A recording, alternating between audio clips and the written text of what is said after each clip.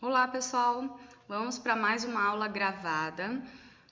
Essa teoria do James Polgy é melhor que seja explicada, então eu decidi gravar essa aula para vocês.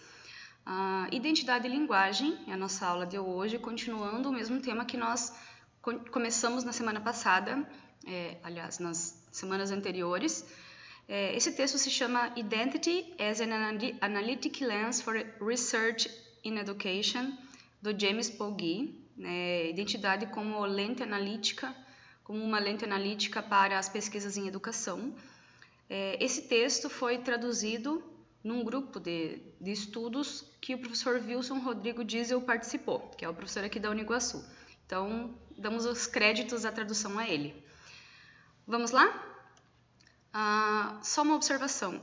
Se for necessário que eu divida essa aula em dois por causa do tempo, é necessário que vocês vejam novamente, então, parte 1 e parte 2, para poder ter acesso à prova depois, ok? Então, vamos lá. A nossa constituição identitária está sempre focada a diversos fatores que sejam eles naturais, institucionais ou discursivos, como nós já vimos em teorias passadas, né? Mas todos esses fatores que ajudam a constituir nossas identidades, elas só podem ser validadas e fixadas em uma relação dialógica, ou seja, de comunicação entre o eu e o outro. Alguém precisa realçar, confirmar, reforçar essas identidades. Elas precisam de uma validação social para se constituir. Nós podemos agir passivamente ou ativamente em relação a essas identidades, aceitá-las ou negá-las, questionando-as ou não. Essas constituições de identidades, por vezes, contribuem com a pobreza e a desigualdade social, reafirmando identidades estereotipadas e impedindo que novas identidades que empoderem os indivíduos surjam e se estabeleçam. O que isso quer dizer? As identidades precisarem de validação social é quando eu só valido aquilo que eu acredito que eu sou porque o outro confirma para mim. E pode ser de várias maneiras que a gente vai ver agora. Então, a gente sempre precisa de uma validação social, validação do outro, para completar, para dar crédito ou para completar a nossa identidade mesmo. Identidade, então, para o autor, é o tipo de pessoa pelo qual somos interpretados e reconhecidos em determinados contextos. Isto permite que tenhamos múltiplas identidades, todas conectadas entre si. Uma pessoa, por exemplo, ela pode ser reconhecida como mulher, como feminista, como transexual, como professora, como acadêmica, como simpática, todas ao mesmo tempo, né? Em cada contexto a pessoa vive e interage, que ela é reconhecida em determinados contextos com determinada identidade. Em cada contexto em que essas pessoas vivem e interagem, ela é reconhecida de determinada forma. É assim que é constituída a identidade dela. Sempre levando em consideração que para essa identidade de fato existir, ela precisa ser validada pelo outro. Um exemplo bem real disso é: como é que vocês validam a identidade de filhos de vocês? Eu sou filha da dona Joce e do seu Sebastião. Mas se eles não validarem a minha filiação, eu não tenho essa validação de identidade. Então a gente precisa, tanto é que quando nós saímos do hospital, por exemplo, nós temos um documento que os pais precisam levar ao cartório para que eles façam a certidão de nascimento nossa. Então, eu preciso da validação social até quando eu nasço, até quando eu sou filha, né? Que se de repente eu falo que sou filha deles e eles dizem não é minha filha. E aí? Então, eu não tenho essa validação. Sempre a gente precisa da validação do outro para qualquer tipo de identidade, qualquer tipo de identificação que a gente venha a ocupar ou ter.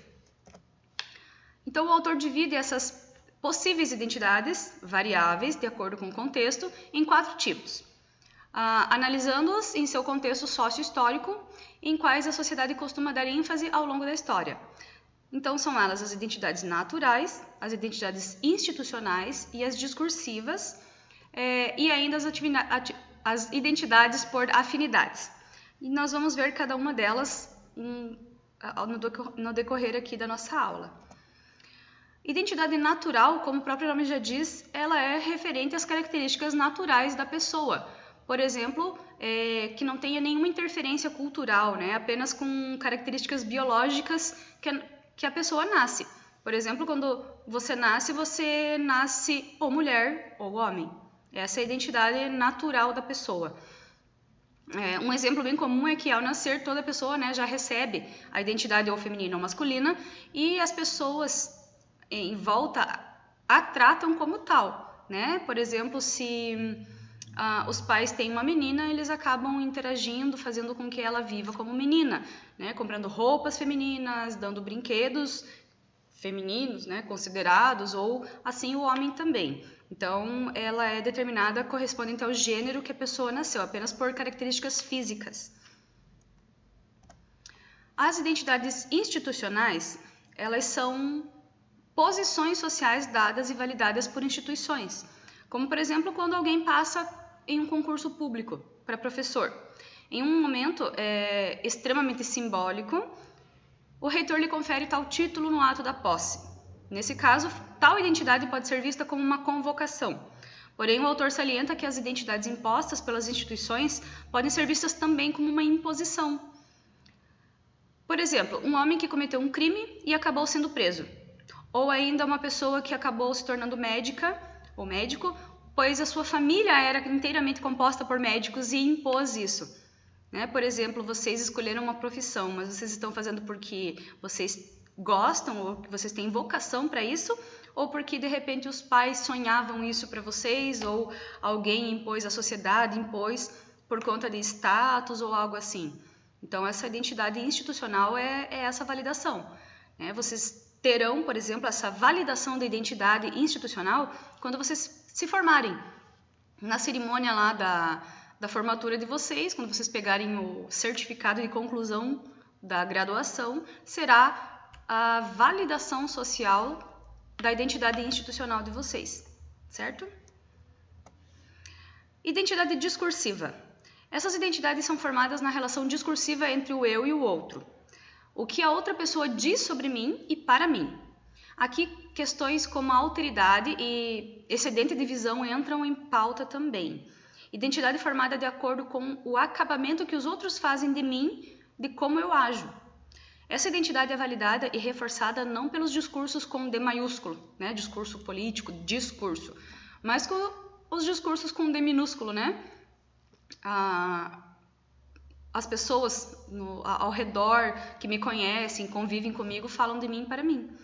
Então, por exemplo, uma pessoa pode ser reconhecida por seus colegas de trabalho como simpática, e esse traço, de tanto reforçado pelos outros ao seu redor, acaba constituindo as suas identidades.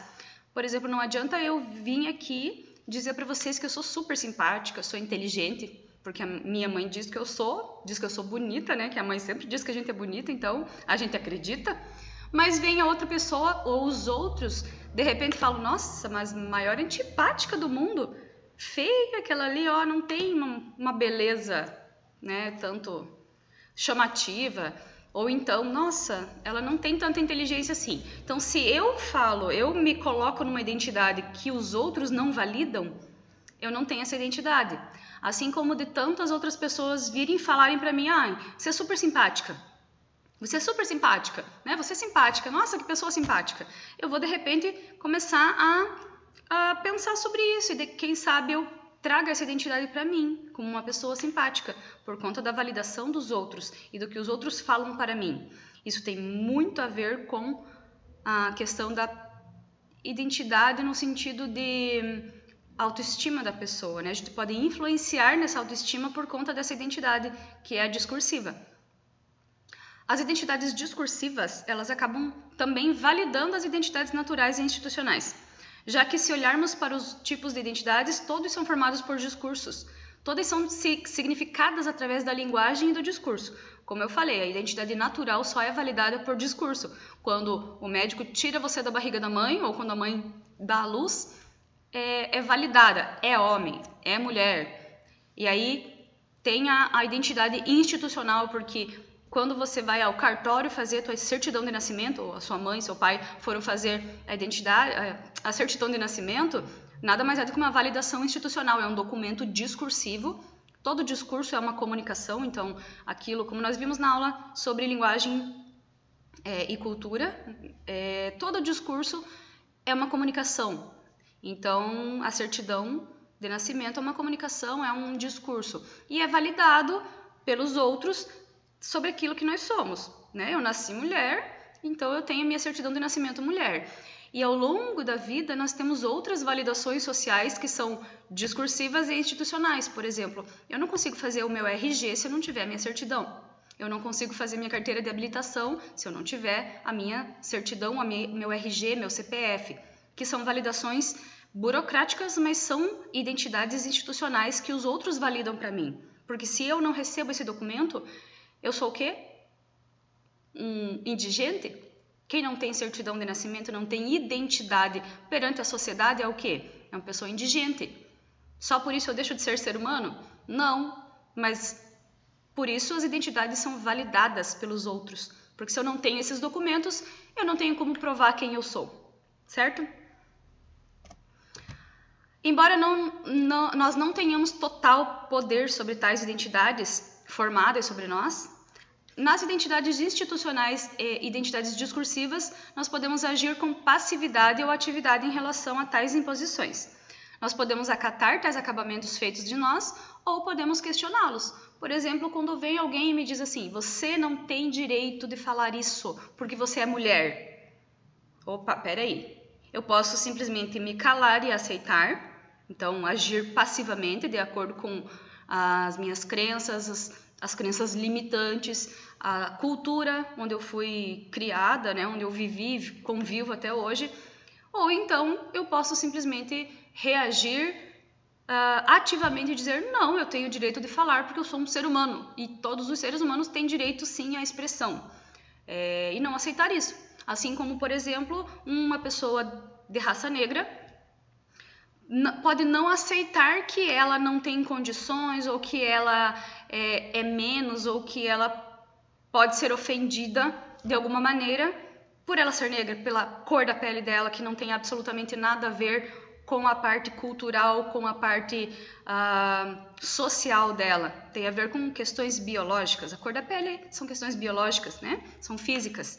Então, não tem a ver com cultura ou com a parte social, o contexto social em que aquela pessoa vive.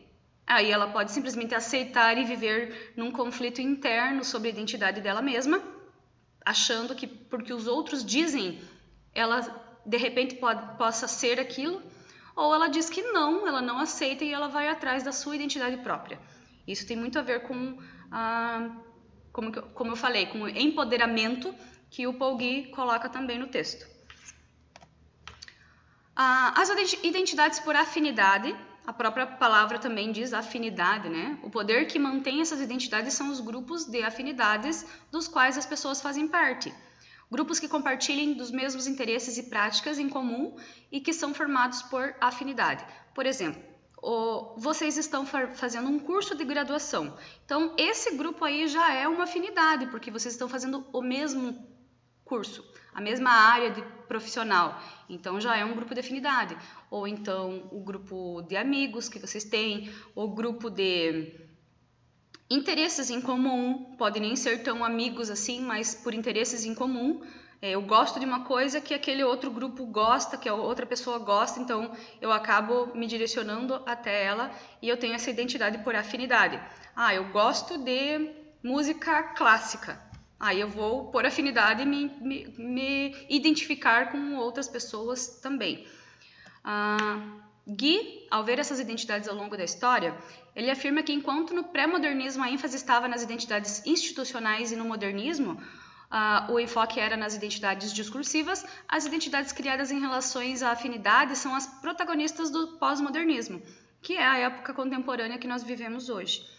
Ele lança então a problemática de que muitas vezes essas identidades são fomentadas pelo mercado. Aí entra aquela questão da indústria cultural que nós já vimos, né? Em busca de nichos de mercado. Pessoal, vou ter que pausar um pouquinho o vídeo, já volto.